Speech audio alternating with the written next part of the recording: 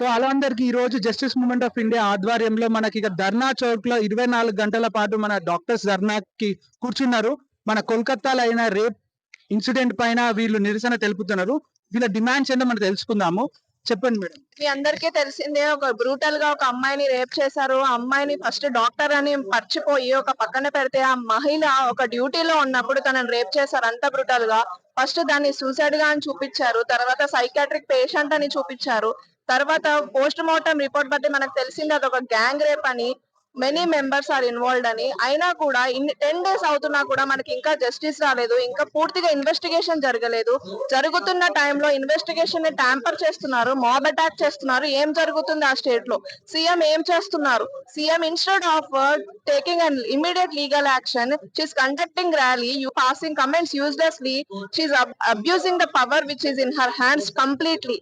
ఒక రేప్స్ జరుగుతుంది కేవలం మహిళ ఒక ఆడవాళ్ళకి మగవాళ్ళకి జరిగే ఇంటరాక్షన్ వల్ల రేప్ జరుగుతున్న కమెంట్స్ పాస్ చేసింది. ఏ విధంగా అలా సీఎం ఒక స్టేట్ సీఎం అయి ఉండి అలా ఎలా పాస్ చేస్తున్నారు? డిమాండ్స్ ఇంకా మీట్ అవ్వలేదు. కనీసం ఇన్వెస్టిగేషన్ కూడా కంప్లీట్ గా జరగలేదు. 10 డేస్ అవుతుంది. ఒక డాక్టర్ ఆన్ డ్యూటీ తనకి రేప్ జరిగినా కూడా ఇంతవరకు మనకి ఎటువంటి ఇన్వెస్టిగేషన్ బయటికి రాలేదు. ఫర్దర్ గా ఏం యాక్షన్ తీసుకుంటున్నారో బయటికి రాలేదు.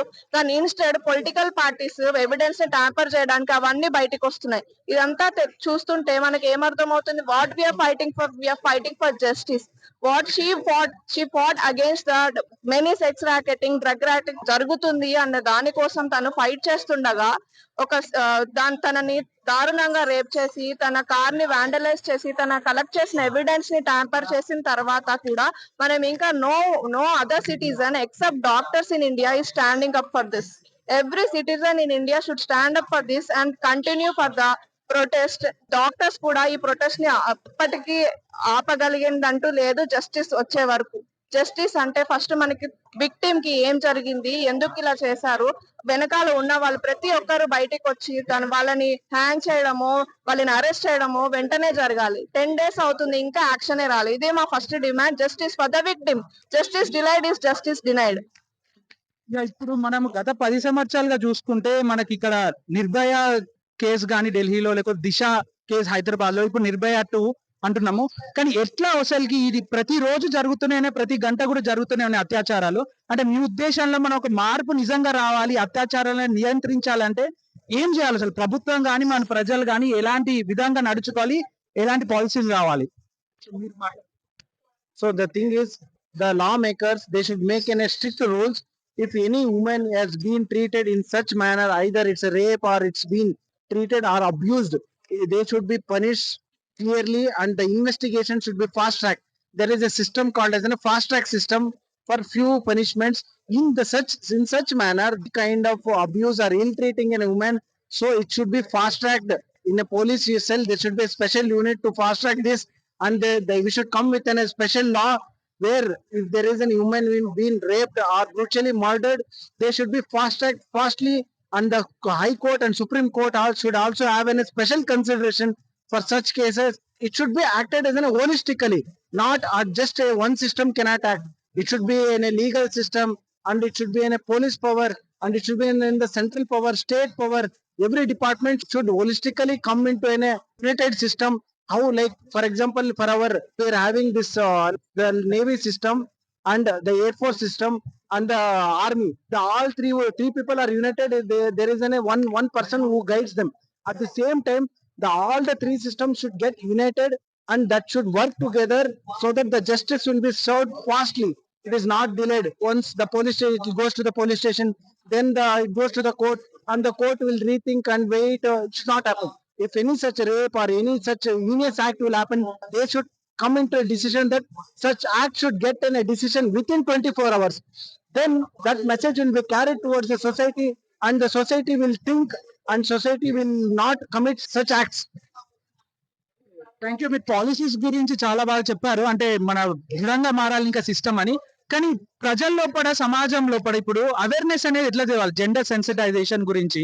అంటే చాలా వరకు ఇవన్నీ జరిగేది, ఎన్ని పాలసీస్ ఉన్నా, ఎన్ని చట్టాలు ఉన్నా ప్రజల లోపల అవగాహన రాకపోతే, అంటే ఎడ్యుకేటెడ్ పీపుల్ కూడా రేప్ చేస్తున్నారు. ఎట్లా ఆపచ్చు ఇట్లాంటివి? మీరేమంటారు? ఎస్, మీరు చెప్పింది కరెక్టే. Education is not the issue. First of all education starts at home. Education starts from us parents. We as a generation, when the next generation comes up, first of all, equality and respect is first to be taught. ఒక male child female child ఇద్దరు ఒకేలాగే పెంచాలి, ఇద్దరికి అవే పనులే చెప్పాలి, ఇద్దరికి సమానం అని చెప్పాలి. ఇప్పుడు నీ చెల్లి నువ్వు ఎలా చూస్తావో రేపు వేరే వాళ్ళు ఎలా అనుకుంటారో అది వాళ్ళకి ఎక్స్ప్లెయిన్ చేయాలి. బయటకు ఎవరైనా నీ చెల్లితో సమానం అని వాళ్ళకి చెప్పాలి, నీ తల్లితో సమానం నీ చెల్లితో సమానం చెప్పాలి. అది ఎప్పుడు వస్తుందంటే ఈక్వాలిటీ. ఇప్పుడు మనం వాళ్ళని ఈక్వల్ గా ట్రీట్ చేస్తేనే మన పిల్లలు కూడా వాళ్ళని ఈక్వల్ గా ట్రీట్ చేస్తారు. మన పిల్లలు మనం చెప్పించారు, మనం ఏది చేస్తాం అది చూసి వాళ్ళు ఫాలో అవుతారు. సో ఫస్ట్ మనం కరెక్ట్ గా ఉండాలి, తర్వాత వాళ్ళు కరెక్ట్ గా మారుతారు. ఇప్పుడు మనం జనరేషన్ ని మారుస్తేనే అప్పుడు అయితే. ఒక సామెత ఉంది, మొక్కై వంగనిది మానై వంగున అని. పెద్దవాళ్ళకి చెప్పి మన ఉపయోగం లేదు, ఎందుకంటే వాళ్ళ యాంటీ సోషల్ ఎలిమెంట్స్ లో వాళ్ళు ఉన్నారు. మనం ఎన్ని చెప్పినా వాళ్ళకి వాళ్ళకే ఉంటుంది. చిన్నప్పటి నుండి వాళ్ళు మార్పు వస్తేనే పెద్ద మార్పు అవుతుంది. ఇప్పుడు ఆడపిల్లలకి మనం ఎలా చెప్తాం, బయటికి వెళ్ళొద్దు, ఈ టైం తర్వాత ఇది ఉండాలి, ఈ జాగ్రత్త నుంచి అబ్బాయికి చెప్పాలి, నువ్వు అమ్మాయిని రెస్పెక్ట్ చేయి, అది నీ కర్తవ్యం. ఒక అమ్మాయి ఆపదలో ఉంటే నువ్వు వెళ్ళి హెల్ప్ చేయి, అంతేగాని అలా చూస్తూ ఉండడం కాదు. ఇది విషయం మనం అబ్బాయిలకి నేర్పించాలి. అబ్బాయిలకి మనం నేర్పించండి సమాజంలో. అది ఇన్ని సంవత్సరం మనం అమ్మాయిలకి చెప్పుకుంటూ వస్తున్నాం, ఏం సాధించాం? జరుగుతూనే ఉంది. ఎందుకు? మనము ఎక్కడో ప్రాబ్లం ఉంటే ఇంకెక్కడో నరుక్కుంటూ వస్తున్నాం. కరెక్ట్ కాదు. ప్రాబ్లం ఎక్కడుంది అక్కడ నుండి సొల్యూషన్ వెతుక్కోవాలి. మన ప్రాబ్లం ఇక్కడ ఉంది, ఇక్కడ వాళ్ళకి నేర్పించాలి, వాళ్ళని ఎడ్యుకేట్ చేయాలి. అప్పుడే మనకి సమాజం మారుతుంది. It's the only way we can bring a change. We have to bring from generation. పెద్దయిన వాళ్ళ నుండి ఇప్పుడు మనం చేంజ్ తీసుకోలేం. From generation we should tell them. Even school should include teaching about this respect, equality, no gender discrimination. Everything should be taught from childhood. అది correct గా నాటుకుంటేనే పెద్దయ్యాక they will know to respect. ఎప్పుడైనా ఇలాంటి act అయితే ఎలా అవుతుంది, ఎందుకు అవుతుంది అనేది ఒక మాట నేను చూస్తే, ఒక కామన్ సిటిజన్ ఇలా చేయడు. వానికి ఐదర్ పొలిటికల్ సపోర్ట్ ఉండాలి, పొలిటికలీ మోటివేటెడ్ ఉంటే ఈ ఈనియస్ యాక్ట్, ఇంత పెద్ద ఈనియస్ యాక్ట్ చేస్తారు. కాకపోతే ఇలాంటి ఈనియస్ యాక్ట్ చేసేదానికి పొలిటికల్ సపోర్ట్ లేకుండా, ఒక పెద్ద పవర్ఫుల్ పర్సన్ లేకుండా చేయరు. సో మనం పొలిటికల్ సిస్టమ్ ఏం రావాలంటే, వాళ్ళు కూడా ఇలాంటి ఈనియస్ యాక్ట్ చేస్తే they should strongly condemn. So వాడిని అక్కడి నుంచి, ఆ పొలిటికల్ పార్టీ నుంచి తీసేయాలి. పార్టీ వర్కర్స్ కూడా దాన్ని చెప్పాలి, మనము మన కంట్రోల్లో ఉండాలి, పవర్ ఉంది అనేసి ఎట్లనే అట్లా వాడొద్దు. ఆ మాట అక్కడి నుంచి స్టార్ట్ అయితే కొంచెం ఈ యాంటీ సోషల్ ఎలిమెంట్స్ తగ్గుతారు. యాంటీ సోషల్ ఎలిమెంట్స్ తగ్గుతాయి, క్రైమ్స్ అన్ని తగ్గుతాయి. ఈ మాట నేను చెప్తున్నా. Thank you. ఇప్పుడు మేడం చెప్పినట్టుగా అంటే మన ఇంట్లో నుంచే స్టార్ట్ అవ్వాలి. అంటే ప్రజాస్వామ్యబద్ధంగా నడుచుకోవడము ఇంకా మనకి పబ్లిక్ లైఫ్ లో చూస్తున్నాం, కానీ మన ఇంట్లో అట్లాంటి గురించి మన డిన్నర్ కన్వర్జేషన్స్ లో కానీ ఎక్కడ కూడా జరగట్లేదు. ఇప్పుడు కోల్కతాలో ఇంత దారుణంగా అయింది, మర్డర్ అండ్ రేప్ అయింది. Accuse not only killed her, he killed dreams. And to become a medical student, she worked hard so much. She read for 12 hours per day for 1 year, and they killed her dream. And imagine her family, how much pain they are feeling. I request everyone, every citizen of India, think that she is your daughter or your sister. Please come out from your home and just for her justice, and she should be respected like us. I request everyone, please join us for the protest. Thank you brother, thank you.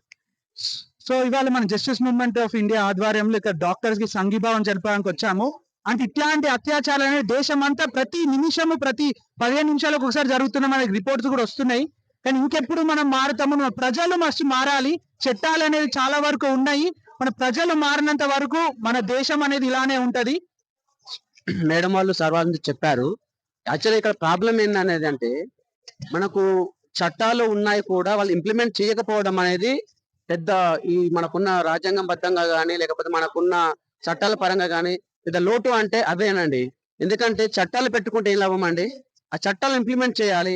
ఎక్కడ అన్యాయం జరిగితే అక్కడ న్యాయబద్ధంగా ప్రజల పక్షాన నిలబడి ప్రతి రాజకీయ నాయకులు పార్టీలకు అతీతంగా ముందుకొచ్చి ఇలాంటి ఇష్యూల మీద రెస్పాండ్ అయ్యి ఇటువంటి విషయాల మీద స్పందించి వాళ్ళు న్యాయబద్ధంగా న్యాయాలు చేసినప్పుడే దేశంలో కానీ మన రాష్ట్రంలో కానీ ఇలాంటి అకృత్యాలు జరగకుండా నిర్వహించవచ్చు. మెయిన్ ప్రాబ్లం ఏంటంటే, ఈ యొక్క రాజకీయ సపోర్టు ఉండడం పట్టుకనే ప్రతి ఒక్క వ్యక్తి నాకు ఎవడో ఒకడు సహాయం చేస్తాడు, ఏదో ఒక పార్టీకి అండగా ఉంటుంది అనే భరోసాతోటి వీళ్ళు చేయవలసిన పనులు వదిలేసి చేయకూడని తప్పులను చేసుకుంటూ ప్రజాస్వామ్యంలో ఇంకా వాళ్ళు రాజ్యాంగబద్ధంగా బతుకుతున్నారంటే మన రాజ్యాంగము మన దేశము ఉన్న లోపాలనే ఉన్నాయని చెప్పేసి నేను వ్యక్తపరుస్తున్నాను. థ్యాంక్ యూ అండి. ఆడవాళ్ళకి న్యాయం చేయలేని చట్టాలు ఉంటే ఎంత, లేకపోతే ఎంత? ఈ సమాజం మారాలి, ఈ చట్టాలు మారాలి. ముందు పొలిటికల్ గా వీళ్ళందరూ కూడా మారాలి. ఫస్ట్ మన ఇంటి నుంచి మనము అబ్బాయిలకి చెప్పాలి, ఎలా అమ్మాయిలకి రెస్పెక్ట్ ఇవ్వాలని చెప్పేసి మన ఇంటి నుంచి మనం స్టార్ట్ చేయాలి. సో అందరూ కూడా ఇది ఫాలో అవ్వాలి. అండ్ ఎడ్యుకేషన్ లో కూడా సెక్సువల్ ఎడ్యుకేషన్ అనేది వాళ్ళకి ఏంటి అనేది తెలియాలి. ఫస్ట్ అమ్మాయితో ఎలా రెస్పెక్ట్ ఉండాలి, వాళ్ళతో ఎలా సభ్యకరంగా ఉండాలో అది ఫస్ట్ నేర్పించాలి వాళ్ళకి. ఏంటి లీడర్స్ అయితే ఒకలాగా, ఇంకా వేరే వాళ్ళైతే ఒకలాగా ఎందుకు డిఫరెన్స్ వాళ్ళు చూస్తారు? అందరికి ఒకేలా న్యాయం చేయాలి. ఇప్పుడు ఈ అమ్మాయికి జరిగిందని చిన్న చిన్న పిల్లలకు కూడా చేస్తున్నారు. ఎందుకు ఇలా చేస్తున్నారు? డ్రెస్సెస్ వేరేగా వేస్తున్నారు, మంచి డ్రెస్ వేయట్లే అని చెప్పేసి అంటున్నారు. అప్పుడు చిన్న పిల్లలు ఏం డ్రెస్ వేస్తారని, చిన్న పిల్లల నుంచి పెద్ద ముసలి వాళ్ళ వరకు ఎందుకు ఇలా చేస్తున్నారు? సో దీన్ని ఎలాగైనా తీవ్రంగా ఖండించాలని నేను కోరుకుంటున్నాను. అది మన పురాణాల్లో చూసుకుంటే సీతాదేవిని రావణాసుడు ఎత్తుకపోయాని చెప్పేసి లంకను తగలబెట్టేశారు. అప్పుడు పెద్ద వార్ చేశారు. ఆ ద్రౌపదికి నిండు సభలో వస్త్రాభరణ చేసినందుకు అప్పుడు కురుక్షేత్ర యుద్ధం జరిగింది. మరి ఇప్పుడు ఏ యుద్ధం జరగాలి? సో దీన్ని ఎలాగైనా తీవ్రంగా ఖండించాలని చెప్పేసి మేము కోరుకుంటున్నాం. Thank you. అది జస్టిస్ ఇప్పుడు ఏమైంది, ఒక ఇన్సిడెంట్ అయింది. ఇన్సిడెంట్స్ కి justice is the most important. But how can we prevent? It's the treatment. We are giving treatment to that problem. That permanent solution is we are demanding the central protection act. 10 సంవత్సరాల వెనక కూడా మనము ఈ central protection act ని మనము కోరుకున్నాము. మేము ఏమి కోరుకుందో మనకి అది కాలేదు. ఇప్పుడు మనము దాంతో పాటు మనం సెంట్రల్ ప్రొటెక్షన్ యాక్ట్ కూడా కావాలి. సో ముందు కూడా ఇలాంటి ఇలాంటి అత్యాచారాలు కావద్దు అనేసి మనము కోరుకుంటున్నాం.